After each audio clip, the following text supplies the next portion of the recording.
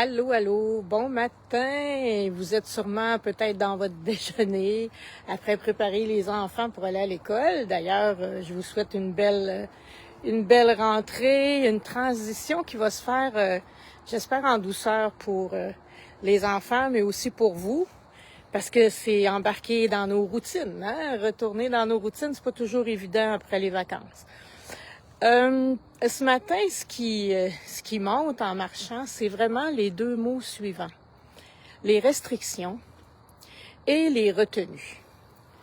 Les restrictions, c'est drôle, je marchais puis je riais. Je riais en pensant à toutes les restrictions qu'on a eues comme enfants. Parle pas trop fort, marche pas trop vite, cours pas, mange pas trop, vide toute ton assiette. Va pas là, c'est dangereux. On dit pas ça. OK, retiens tes larmes, retiens ta colère, retiens tes émotions, retiens tes pensées, retiens tes paroles, retiens ce que tu penses, retiens tes projets, c'est le mot retenu et restriction est très présent dans le vocabulaire des humains. Et là, c'est drôle parce qu'il me montait une image. Autant il y a eu des restrictions, autant que là, on voit les enfants, par exemple, qui aiment beaucoup les jeux vidéo, qui aiment... Et quand ils sont sur leurs jeux vidéo, vous le savez, hein, ils parlent pas, ils s'amusent, mais... Ils sont vraiment dans la non-activation de leur corps physique, des fois trop longtemps. Ils ont besoin de limites pour les jeux. Ça fait que là, on veut encore une fois retenir le fait qu'ils s'amusent parce que ce qu'on veut, c'est vraiment qu'ils se remettent en action. Donc, je vais vous parler un petit peu de ça, mais pour ceux qui me connaissent pas, je suis Guylaine Laforêt, je suis médium, une médium, mais qui prédit pas l'avenir, non, pas du tout, mais qui travaille au présent, mais qui retourne dans votre passé, justement votre passé d'enfant, pour aller enlever les restrictions, les retenues, pour que vous puissiez enfin vous sentir libre d'être vous-même. Parce que toutes ces restrictions-là, toutes ces retenues-là nous ont empêchés d'être nous-mêmes. Nous ont fait mettre de côté l'enfant qu'on était pour devenir des fois des adultes, hein, responsables, très sérieux, raisonnables, le mot raisonnable. Donc c'est ça, les restrictions. Et puis là, je me regarde dans ma pratique et c'est drôle parce que moi, tout ce que j'amène les gens à sortir de ces restrictions-là. Les restrictions de parler, ben, c'est que je les place dans une situation qu'ils ont vécue pour leur redonner le droit de dire, de s'exprimer, de vivre leurs émotions, de parler vraiment de ce qu'ils ressentent à l'intérieur d'eux. Puis ça, ben, c'est drôle, c'est comme si que moi, je suis là pour enlever des freins. Vraiment pour libérer puis vous redonner le droit d'être soi. Enlever les freins de restriction.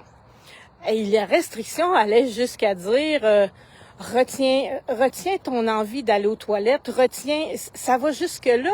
C'est vraiment capoté. Je marchais, puis je riais parce que je disais, ça va jusque-là, les restrictions. Et vous le savez, comme adulte, des fois, on travaille, puis là, on va se retenir pour pas aller aux toilettes. Donc, faut continuer de faire ce qu'on a à faire. Faut pas déranger. Mais c'est comme ça. C'est comme ça. Et puis là, on veut stimuler l'incohérence, puis en même temps, c'est comme si c'est pareil. Parce que là, on voudrait que nos enfants nous disent qu'est-ce qui va pas, on voudrait qu'ils nous parlent de leurs émotions, on voudrait qu'ils bougent plus, parce que là, il y a tout ce qui est électronique dans la vie de tout le monde, on voudrait qu'ils parlent plus, on voudrait qu'ils créent plus, Donc là, on est en train de vouloir les stimuler pour qu'ils sortent d'une certaine restriction. Puis ces restrictions-là sont mises d'une façon vraiment, comment je dirais, une restriction vraiment sournoise avec les jeux vidéo, avec les télés et tout ça. Donc, on veut qu'ils sortent de ça. On voudrait donc qu'ils puissent s'exprimer, qu'ils puissent créer, qu'ils puissent bouger plus.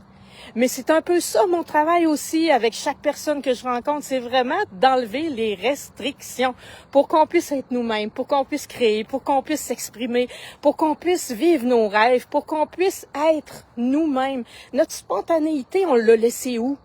Dans les restrictions, parce qu'on n'avait pas le droit d'être spontané. Alors là, c'est tout ça qui reprend vie dans chaque être humain que je rencontre.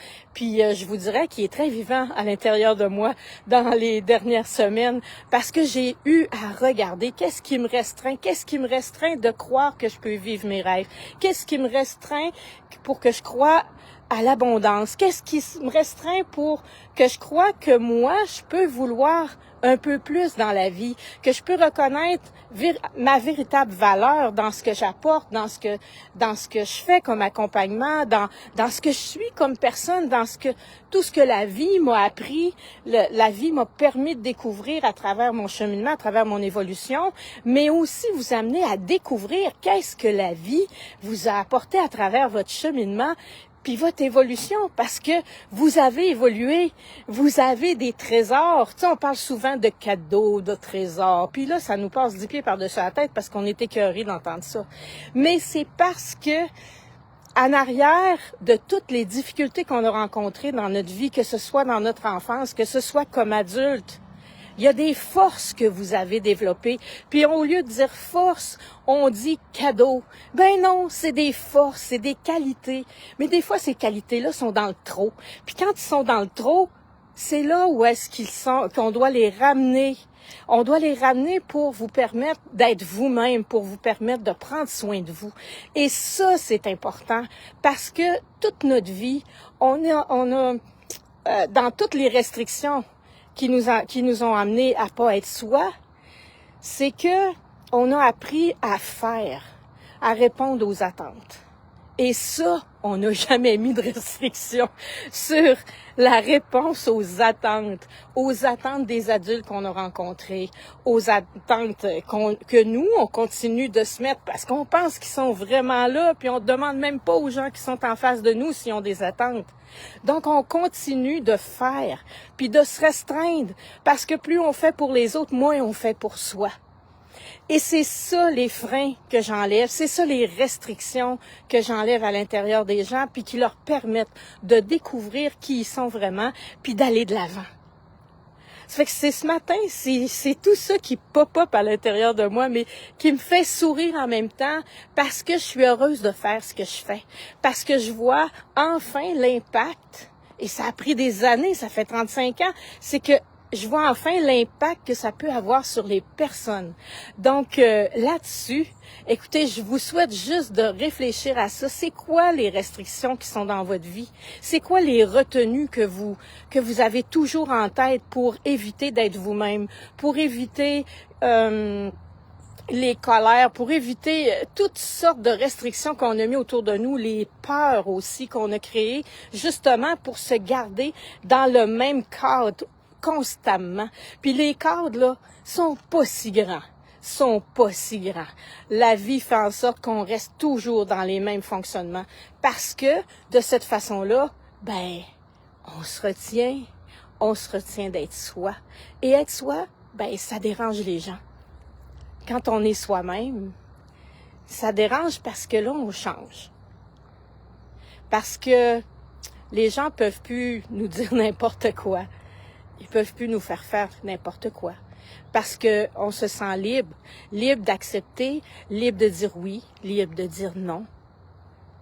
On se sent beaucoup plus libre dans notre vie, de la créer telle qu'on la désire. Donc, c'est tout ça que j'avais à vous partager ce matin. Et oui, il me reste pas beaucoup de jours avant d'aller marcher en Gaspésie. Je vous en reparle dans une autre vidéo.